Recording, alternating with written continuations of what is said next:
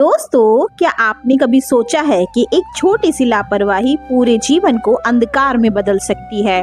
क्या आपने कभी ध्यान दिया है कि गाय को देखकर भी अनदेखा करना कितना बड़ा कर्म बन जाता है?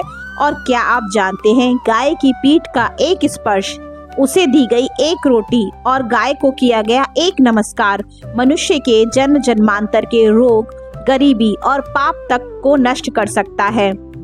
यदि इंसान गरीबी से, दरिद्रता से परेशान है, अगर उसके घर में माता लक्ष्मी कृपा नहीं कर रही हैं, तो गाय माता की छोटी सी की गई सेवा से उस इंसान के घर की गरीबी मिट सकती है। उस इंसान के घर में धन धान्य, समृद्धि और उसके जीवन में सभी प्रकार के सुख ऐश्वर्य को वह प्राप्त कर सकता है। लेकिन अगर वहीं गाय को उपेक्षित किया जाए तो देवता भी मौन हो जाते हैं। दोस्तों, आज की ये कथा केवल कहानी नहीं है, यह चेतावनी है। आज इस वीडियो में आपको पता चलेगा गाय को रोटी खिलाने से कौन सा पुण्य मिलता है, गाय के किस अंग को स्पर्श करने से रोग नष्ट होते हैं, गाय को नमस्कार करने से कौन सा अदृश्य कवच बनता है, और सबसे महत्वपूर्ण, गाय की अवहेलना करने वाला मनुष्य किस भयावह गति को प्राप्त होता है। लेकिन ध्यान रखिए, यह कथा अंत तक सुने बिना अधूरी है, क्योंकि अंत में जो घटना घटती है वह आपको जीवन का एक बहुत ही अमूल्य सीख देगी। बहुत से लोग इस कथा को सुनने के बाद में भी रात में सो नहीं पाए, क्योंकि उन्हें याद आ गया था कि उन्होंने कब कब गाय को देखकर भी मुंह फेर लिया था। तो दोस्तों, अगर आपके जीवन में भी बिना कारण रुकावटें आ रही हैं, रोग पीछा नहीं छोड़ते, धन आते आते रुक जाता है, मन आपका अशांत रहता है, तो ये वीडियो आपके लिए एक संकेत हो सकता है। लेकिन सावधान, जो इस कथा को सुनकर भी गाय का अपमान करते हैं, उसके कर्मों का फल कभी नहीं टलता। तो चलिए बिना देरी किए आपको सुनाते हैं गौ माता से जुड़ी एक रहस्यमय और प्राचीन कथा। दोस्तों, एक समय की बात है, देवर्षि नारद अपनी वीणा की मधुर ध्वनि के साथ द्वारिका नगरी में प्रवेश करते हैं। भगवान श्री कृष्ण सभा में विराजमान होते हैं। नारद जी उन्हें प्रणाम करते हैं। भगवान मुस्कुराते हैं और कहते हैं, हे देवर्षि, आज आपके मुख पर गहरी चिंता क्यों दिखाई दे रही है? नारद जी कहते हैं, हे प्रभु, आज पृथ्वी लोक का दृश्य देखकर मेरा हृदय कांप उठा, द्रवित हो उठा, मेरी आंखों में आंसू आ गए। मैंने देखा कुछ लोग गाय की पूजा कर रहे हैं और वहीं कुछ लोग उस गाय को बुरी तरीके से कष्ट दे रहे हैं। और जब मैंने उन लोगों को देखा जो गाय को कष्ट दे रहे हैं, तब मेरा हृदय द्रवित हो उठा, मेरी आंखों में आंसू आ गए। हे माधव, मनुष्य इतना निर्दयी कैसे हो सकता है? साथ ही मैंने देखा कि कुछ लोग भयंकर गरीबी से परेशान हैं। क्या कोई ऐसा उपाय नहीं है जो मनुष्य कलयुग में इस गरीबी से मुक्त हो सके और एक अच्छा जीवन जी सके? साथ में जो लोग गौ माता की सेवा करते हैं, उन्हें इससे क्या फल मिलता है, और जो उनका अपमान करते हैं, उन्हें कौन कौन से दंड भोगने पड़ते हैं? तभी भगवान श्री कृष्ण गंभीर होकर कहते हैं, हे नारद, तुम्हारा यह प्रश्न संपूर्ण मनुष्य जाति के लिए बहुत ही कल्याण से जुड़ा है। आज मैं तुम्हें एक ऐसी कथा सुनाऊंगा जो कथा सुनने वाला कभी गाय को साधारण नहीं समझेगा, जिस कथा को सुनने से इंसान की सभी मनोकामनाएं पूरी हो जाएंगी। प्राचीन काल में एक धर्मात्मा राजा हुए, जिनका नाम राजा सुदेव था। राजा सुदेव दानवीर, न्यायप्रिय और ईश्वर भक्त थे। लेकिन वर्षों बीत गए, राजमहल सूना था, कोई संतान नहीं थी। राजा ने हर व्रत किया, हर यज्ञ कराया, हर देवता की पूजा की, लेकिन भाग्य मौन था। एक रात राजा ने स्वप्न में देखा, एक श्वेत गाय आंसू बहाते हुए उनसे कह रही थी, तुम्हारा दोष तुम्हें स्वयं नहीं दिखता।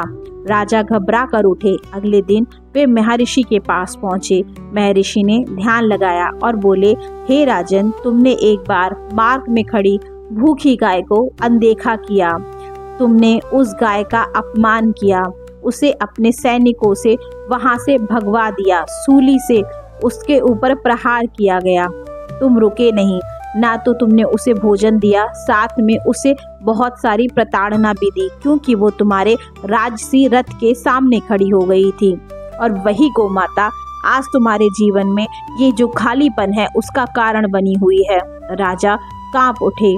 तभी महर्षि बोले, अगर दोषी से मुक्ति चाहते हो, अगर तुम ये दोष जो तुमने किया है उससे मुक्ति चाहते हो, तो तुम्हें गाय की सेवा करनी होगी। बस यही एक उपाय है। तभी राजा को अपने किए गए कार्य पे पश्चाताप हुआ। राजा ने अपना राजपाट सब कुछ मंत्री को सौंपते हुए वन में जाकर गौ माता की सेवा करने लगे। अब वह हर सुबह गाय को स्नान करवाते, गाय को हरी घास खिलाते, गाय को रोटी खिलाते, उसके मस्तक पर प्रेम से हाथ फेरते और साथ में उसे नमस्कार करते थे।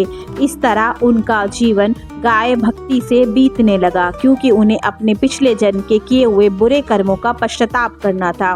दिन बीतते गए। एक दिन गाय ने राजा से कहा, आज तुम्हारी परीक्षा है। अचानक वन में आग लग गई। राजा गाय को बचाने के लिए अग्नि में कूद पड़े और तभी सब कुछ शांत हो गया।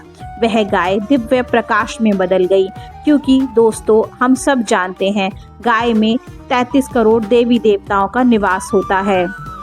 गौ माता बोली, तुमने अपने प्राणों से पहले मेरी रक्षा की है। अब सुनो, जो मनुष्य गाय को रोटी खिलाता है उसके घर दरिद्रता कभी नहीं टिकती। गाय की पीठ को स्पर्श करता है उसके रोग खत्म हो जाते हैं। गाय को नमस्कार करता है उसके चारों ओर अदृश्य रक्षा का कवच बन जाता है, और जो गाय की रक्षा करता है वह कभी नरक नहीं जाता। अब इस तरह राजा गाय की सेवा करने लगे, और राजा के इस तरह गाय की सेवा करने से राज्य में और भी ज्यादा धन संपत्ति समृद्धि आ गई। उनका राज्य आसपास के सभी राज्यों से ज्यादा धनी और संपन्न हो गया।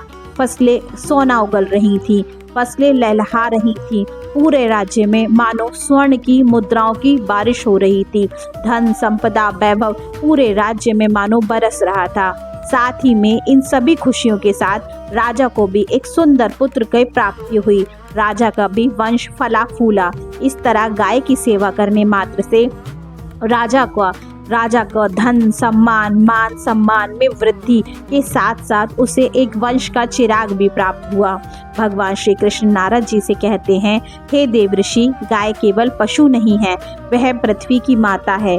जो उसे समझ गया वह मुझे समझ गया, और जो उसे दुख देता है वह स्वयं अपने भाग्य को काट देता है।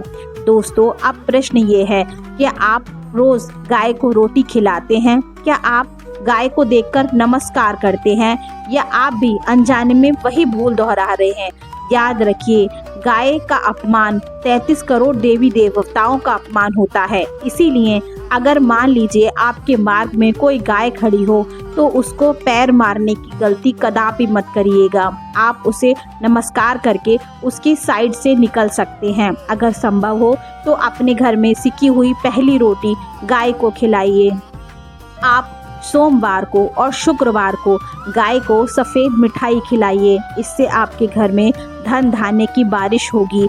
आपका सोया हुआ भाग जग जाएगा। यदि आपके कार्य में आपको बार बार असफलता मिल रही है, आपका मन परेशान है, आपके जीवन में आपको भाग्य रूठ गया है, तब इस प्रकार गाय की सेवा करने से आपके सोया भाग्य जग जाएगा। आपके घर में धन धान्य की बारिश होगी। शुक्र प्रसन्न करने का भी एक बहुत अच्छा मंत्र और उपाय भी यही है। गाय की सेवा इंसान को बहुत किए हुए बुरे कर्मों के भी फल को काट देती है। यह इंसान को रोग दो काया कष्ट से भी मुक्ति दिला सकती है, क्योंकि गाय में 33 करोड़ देवी देवताओं का निवास होता है। हमारे हिंदू पवित्र धर्म ग्रंथों में गाय की महत्वता का बहुत अच्छी तरीके से बखान किया गया है, पर मैं यहाँ पर अब वो सभी बखान कर पाने में सक्षम नहीं हूँ, क्योंकि यहाँ पर वीडियो बहुत लंबा हो जाएगा। इसीलिए मैंने आपको यहाँ पर कुछ चुनिंदा उपाय बताए हैं, कुछ चुनिंदा बातें बताई हैं। मैं गाय से संबंधित, गाय की पूजा के क्या नियम हैं उनसे संबंधित एक और भी वीडियो आपके लिए बनाऊंगी। इसीलिए हमारे चैनल पर बने रहिएगा। अगर आपको ये कथा आपके दिल को छू गई हो, अगर आपको इससे थोड़ा भी ज्ञान प्राप्त हुआ हो, तो कमेंट में जय गौ माता, जय श्री कृष्ण लिखें, वीडियो को लाइक करें, चैनल को सब्सक्राइब करना ना भूलें। साथ ही में दोस्तों, अगर आप चाहते हैं कि गाय माता की सेवा से संबंधित नियम और उनकी पूजा आप किस विधि विधान से कर सकते हैं और मैं उसी के ऊपर अगला वीडियो बनाए, तो आप कमेंट में नेक्स्ट वीडियो लिख सकते हैं। तो मैं गाय की पूजा करने के सही नियम क्या है उसकी वीडियो आपके लिए लेकर आ जाऊंगी।